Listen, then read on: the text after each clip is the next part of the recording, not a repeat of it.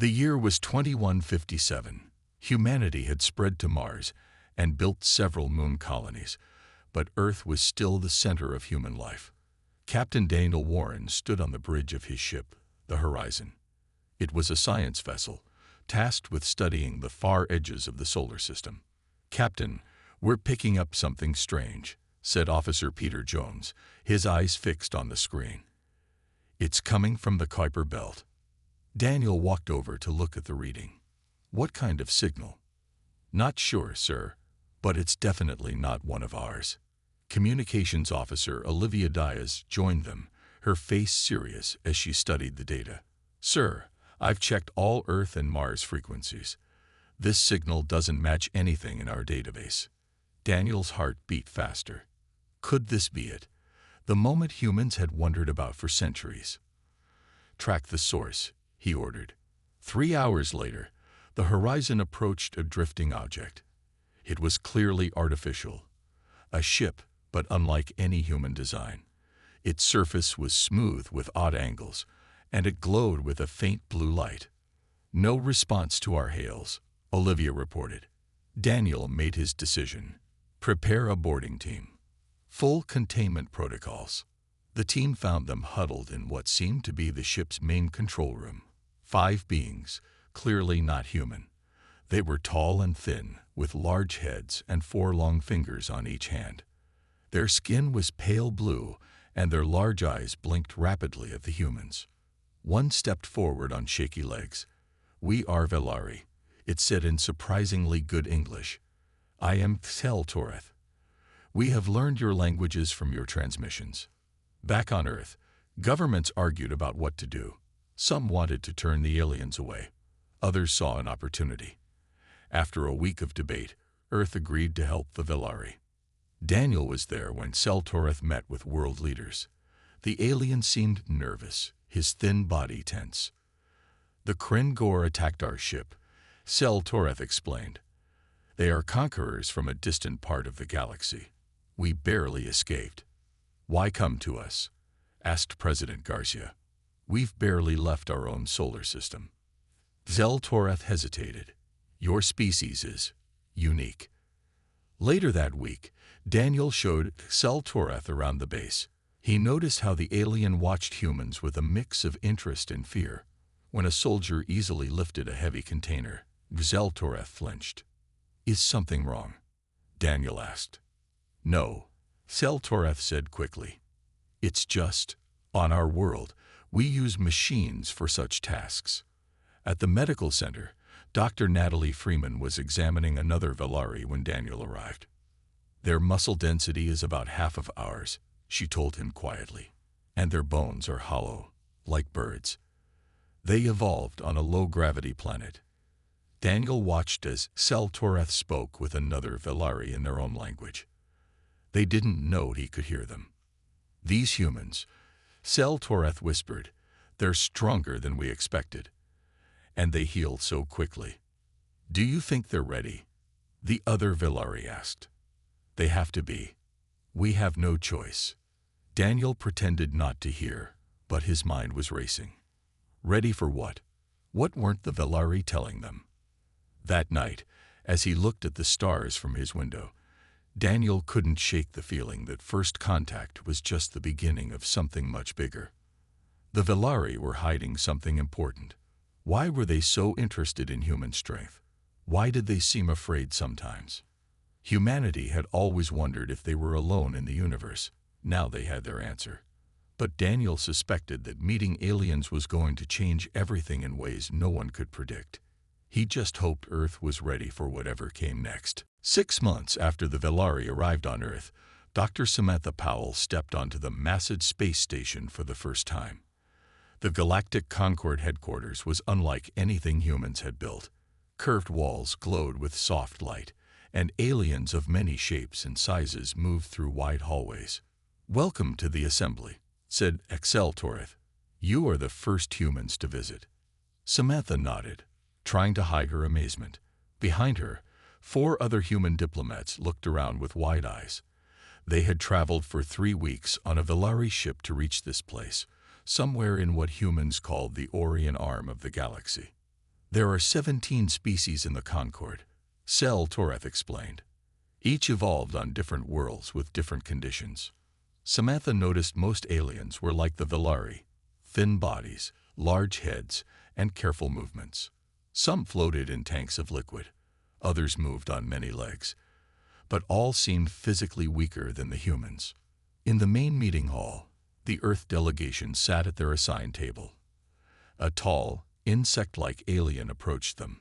"I am Rizka of the Modin," it said through a translator device. "Your species is very dense. You evolved in high gravity."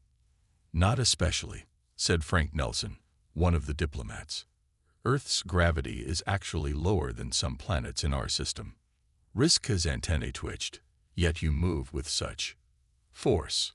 Later, during a break in the meetings, Samantha overheard two aliens talking while looking at the humans. "They're from a death world," one whispered. "Look how thick their limbs are, and their reaction times. Should they even be classified as a developing species?" the other asked. Samantha didn't understand what they meant by death world, but she made a note to report it later. Back on Earth, Dr. Eric Miller worked with the Velari scientists at the new Interspecies Research Center in Nevada. Today, they were studying human stress responses. "Please lift this weight," the Velari researcher named Kel asked a human volunteer. The man easily lifted the 100-pound weight. "Now again, but this time we'll add heat," Kel said. Eric watched as the room temperature increased. The volunteer sweated but kept lifting. The Velari scientists took many notes. "Why so interested in our strength under stress?" Eric asked later. "Simple curiosity," Kel said quickly. "Your species adapts remarkably well to difficulties." That evening, Eric found Kel scanning old military records. "What are you looking for?" he asked. Kel jumped. "Just learning about your history." "Those are combat records," Eric pointed out. "From wars." "Yes," Kel said. "We find it educational. In the Concord, conflicts are resolved through negotiation." "What about these Kryn Gore that attacked you?" Kel's large eyes blinked rapidly. "They are different. They take what they want. They'll reach your system eventually." "Is that why you're studying our combat abilities?" Eric asked. "We study all aspects of new species," Kel answered, but didn't meet Eric's eyes. At the Concord Assembly, Samantha sat through a presentation about galactic classifications. Earth was labeled Class 3, developing species, based on their limited space travel. After the meeting, an elderly Velari approached her. "Your species is unique," he said quietly. "Most evolve intelligence to avoid threats. Your kind evolved intelligence while being the threat." "What do you mean?" Samantha asked.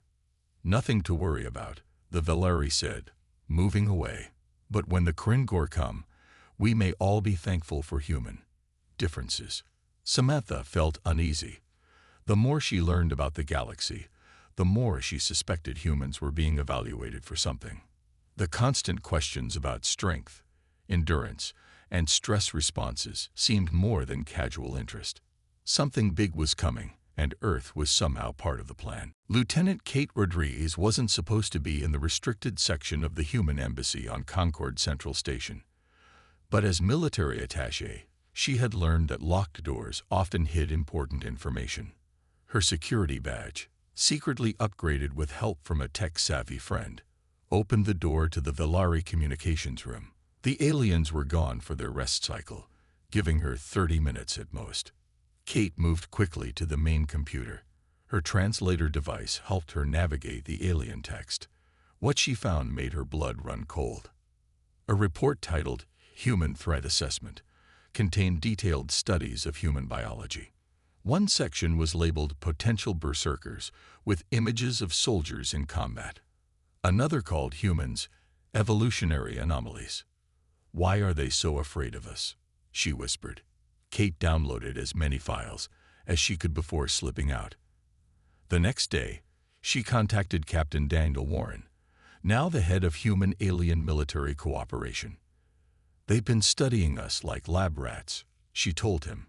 showing him the files in his private office. But they're scared of us, not the other way around. Daniel frowned at the screen. This doesn't make sense. Their technology is far beyond ours. Why would they fear humans? I found something else, Kate said. It's about how different species evolved. The file explained that most intelligent species in the galaxy evolved from prey animals. They developed big brains to hide from predators. Once smart enough, they built tools and societies. Eventually, their natural predators died out. But humans evolved differently, Kate explained. We were persistence hunters. We chased prey until it collapsed from exhaustion. We're predators who got smart. And that makes us rare, Daniel realized. Maybe even dangerous in their eyes. On Mars colony, engineer Ryan Clark was helping install new Velari technology. His alien colleague Mick was friendly, always curious about human habits. Your people train for combat even during peacetime, Mick noted as they watched off-duty soldiers jogging past their work site. It's not just for war, Ryan explained. Humans enjoy physical challenges. Mick's large eyes blinked rapidly. Fascinating. On my world, we avoid physical strain unless absolutely necessary. Later that day, Ryan noticed Mick examining security footage from Earth showing police response to a riot. "What are you studying?" Ryan asked. Mick jumped, clearly startled. "Just trying to understand human group dynamics." "Looks more like you're studying our combat tactics," Ryan said. Mick was quiet for a moment. "Ryan, can I trust you with something important?" "Of course." "The Kringor will reach your solar system within a year," Mick said. "The Concord needs to understand human potential before they arrive." "What does that mean?" Ryan asked. "Most species in the galaxy avoid physical confrontation. We negotiate. We compromise. But the Kringor take advantage of this. They push until others back down. And you think humans won't back down?" Mick looked uncomfortable. "Your history shows humans fight when threatened, sometimes beyond logical limits. You brought us into this galactic community because you need soldiers," Ryan realized. "Not just soldiers," Mick said. "We need creatures who understand predatory thinking." Back on the Concord station, Dr. Samantha Powell received an urgent message from Daniel. She met him and Kate in a secure room. "They've been hiding the truth," Daniel told her, showing the files Kate had found. "Humans are being prepared for something." Samantha thought about her conversations with alien diplomats. They keep asking about human history, especially wars and exploration. Now it makes sense. "We need to tell Earth," Kate said. "Not yet," Daniel replied. "We need more information." A warning alarm suddenly blared throughout the station. The embassy communication system activated. "Attention all personnel," came the voice of the human ambassador. "We have just received word that the Kringor fleet has been detected entering the outer solar system. All diplomatic staff are ordered to return to Earth immediately." The three humans looked at each other. The truth would have to wait. War was coming. The skies above Earth filled with military ships. Every nation contributed what they could to the planet's defense. News of the approaching alien fleet had spread quickly, causing fear, but also bringing humanity together like never before. Captain Daniel Warren stood in the war room at Global Defense Headquarters, watching as red dots appeared on the large screen. The Kringor ships had passed Neptune's orbit and kept coming. "Our weapons might not even damage their hulls," said General Alan Foster, his face grim. "Their technology is centuries ahead of ours." The door opened and a group of officials rushed in with Sel Toreth. The Velari ambassador looked more nervous than usual. "I need to speak with your leaders immediately," Sel Toreth said. "There is critical information you must know about the Kringor." Minutes later, the world's top leaders gathered in the conference room. Dr. Samantha Powell and Lieutenant Kate Rodriguez joined them, having just returned from the Concord station. Sel Toreth stood before them, his thin hands trembling. "I must tell you the truth about the Kringor and why we brought humans into the galactic community." The room went silent. "The Kringor are not what you imagine," Toreth began. They are not aggressive warriors by nature. They are herbivores, plant eaters who evolved from herd animals. Confused looks passed between the humans. They developed technology and intelligence to protect themselves from predators, just like most species, but they retained their herd mentality. Their first response to any threat is to eliminate it completely. They don't sound peaceful to me, General Foster said. They attack because they are afraid. Toreth explained. Most intelligent species in the galaxy evolved similar survival instincts. We prefer to avoid conflict through negotiation. But the Kringor see negotiation as weakness. They push until others surrender. Daniel stepped forward. And that's why you came to Earth. You needed someone who wouldn't back down. Yes, Toreth admitted. Humans are rare in the galaxy. You evolved as predators yet developed advanced intelligence.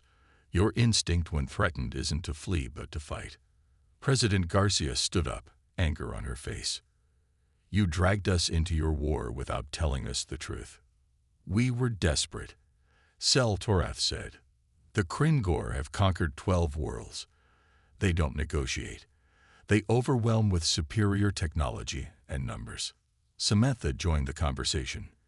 This is why you've been studying our combat responses and physical abilities. Yes, we needed to understand how humans think in battle. Your predatory psychology is alien to us, but it may be our only hope against the Kringor. Kate checked her tablet. The Kringor fleet will reach Earth orbit in 6 hours. They've ignored all communication attempts. They believe all intelligent species think like prey, Toreth explained. They expect Earth to surrender when faced with overwhelming force. Well, they're in for a surprise, General Foster said grimly. President Garcia looked around the room. We need options. Our conventional weapons won't work against their shields, said Daniel.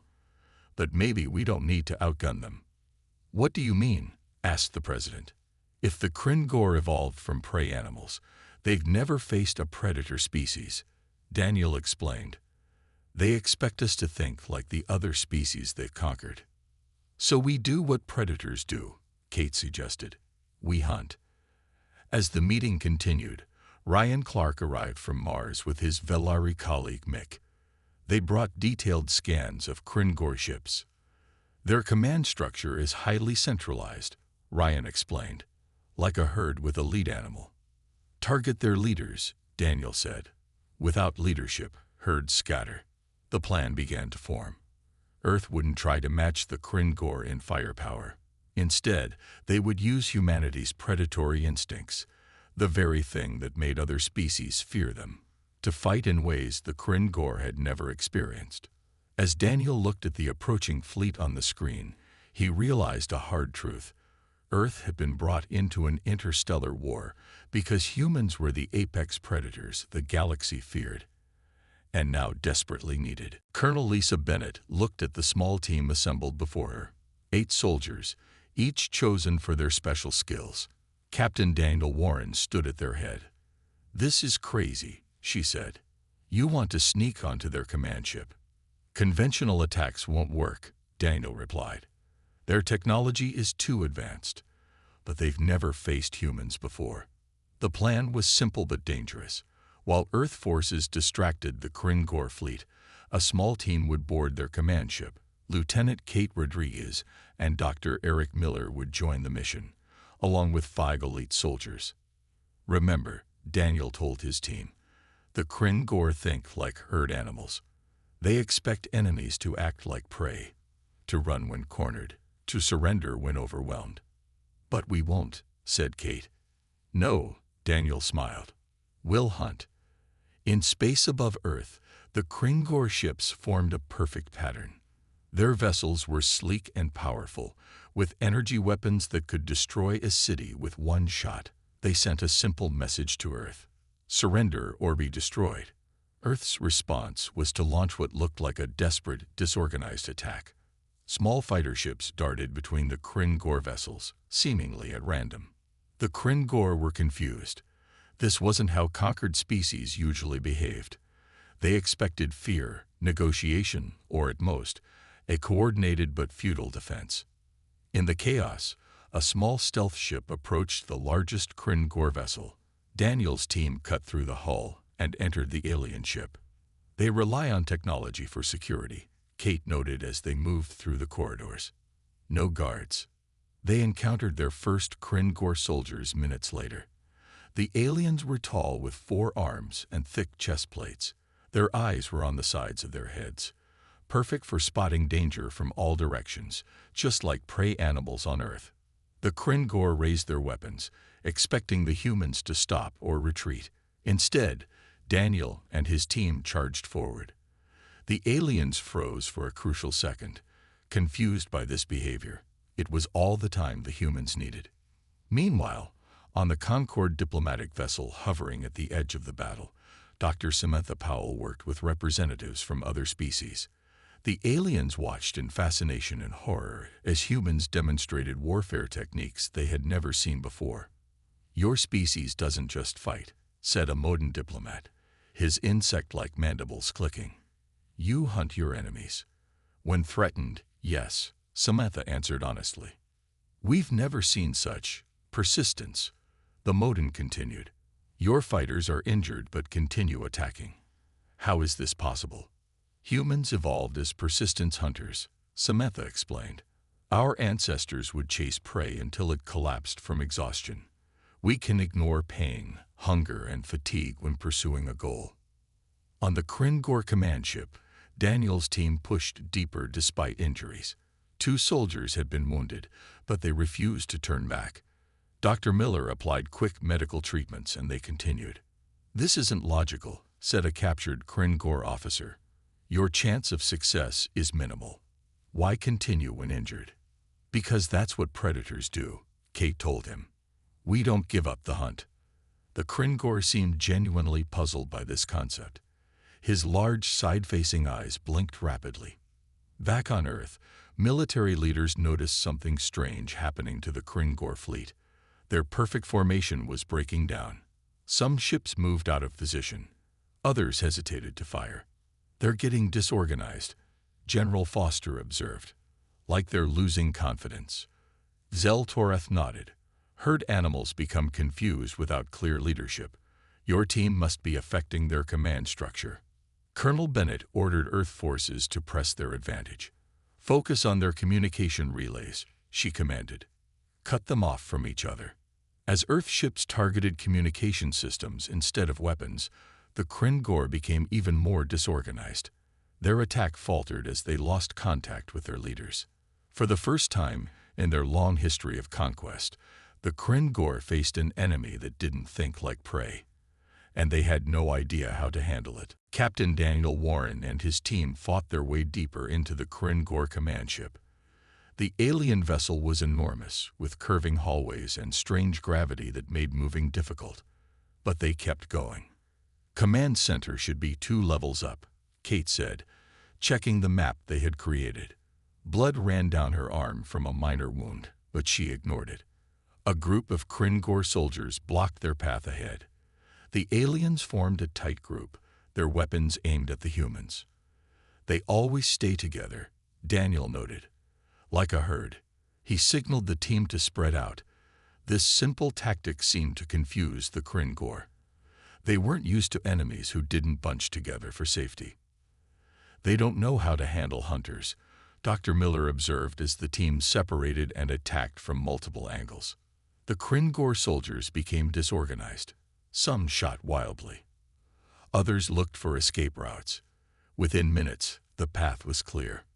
On the Concord observation vessel, Samantha Powell worked with alien diplomats to negotiate.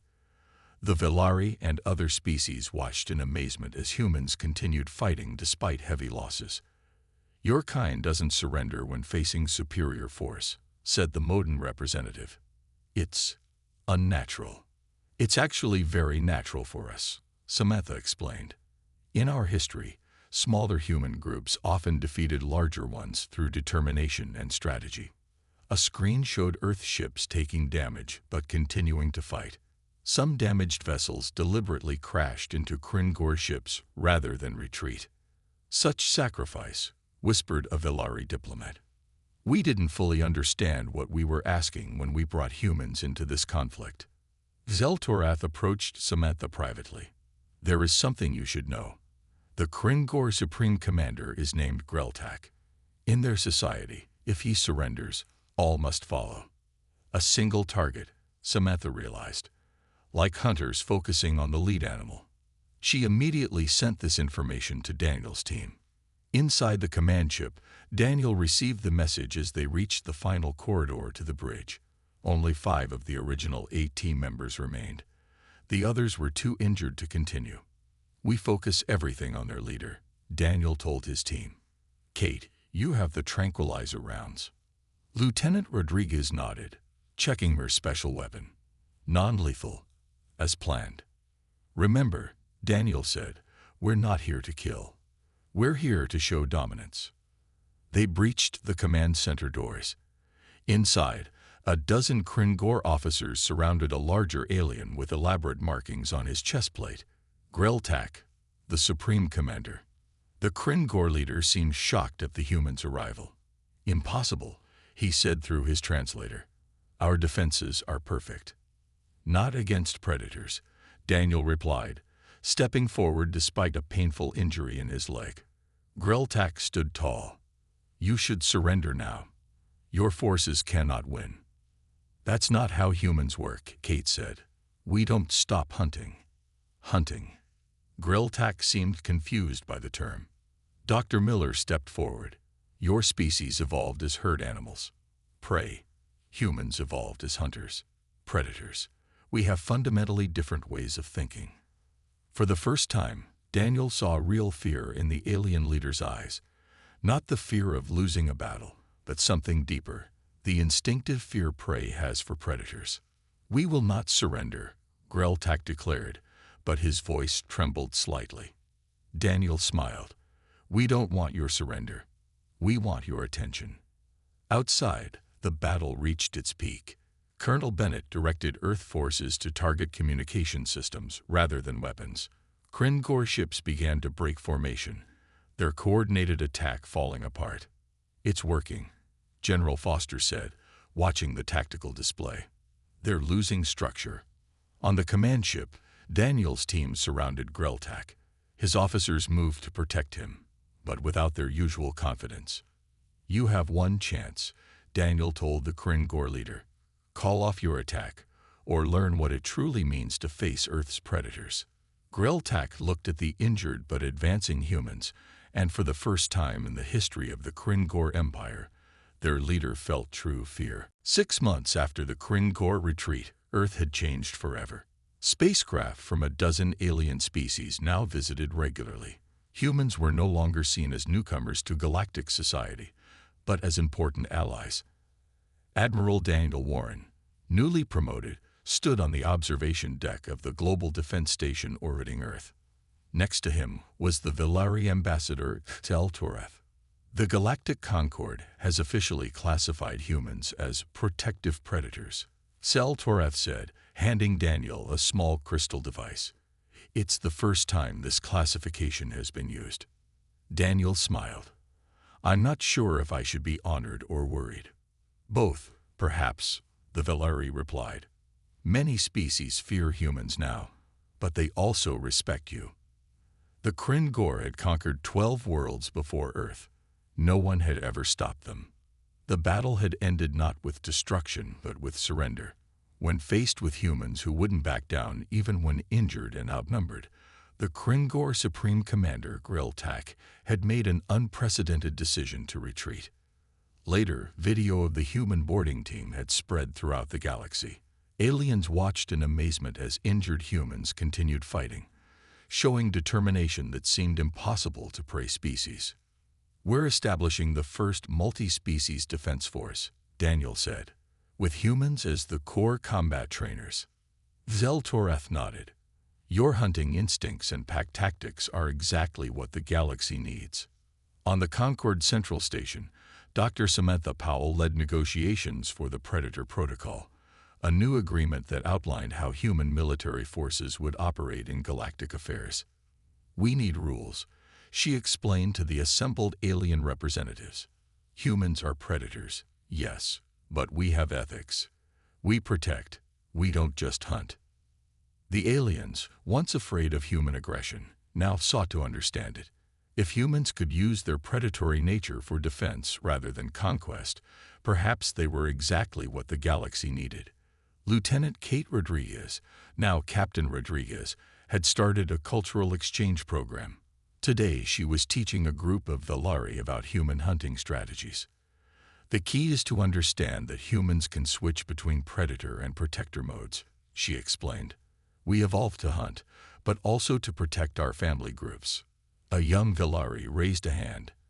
Is it true humans can keep hunting even when injured? Yes, Kate said. We can ignore pain when focused on a goal. Our ancestors would track animals for days without stopping to rest or eat. The Velari students looked both impressed and slightly afraid. At the Interspecies Research Center, Dr. Eric Miller worked with scientists from 15 different worlds. They studied human psychology, trying to understand the balance between aggression and compassion that made humans unique. Most species either evolved as pure predators or pure prey, a modern scientist explained. Humans somehow developed both predatory hunting skills and social cooperation. It's unprecedented. In space near Jupiter, a new alien delegation approached Earth. Their ship was unlike any seen before. They had traveled from a distant part of the galaxy after hearing about humans. When the ship docked at the space station, Admiral Warren greeted them. Welcome to Earth's space. What brings you so far? The alien ambassador, tall with golden scales, bowed slightly. We are the Vextal. Our worlds are threatened by a destructive force from beyond known space. We have tried negotiation. We have tried surrender. Nothing works. And you came to us for help? Daniel asked. Yes, the ambassador replied. We asked the Concord who we should approach. They told us to seek the protection of the hunters, not the hunted. Daniel looked out at the stars. 6 months ago, humans had been newcomers to a galaxy of prey species. Now they were seen as protectors, feared for their predatory nature, but respected for their willingness to fight for others. He turned back to the ambassador. Tell us about this threat. Earth will help. As humanity stepped into its new role as galactic protectors, the stars no longer seemed so distant. The universe had discovered that humans were indeed apex predators, but they were predators who protected their pack, no matter how large that pack became.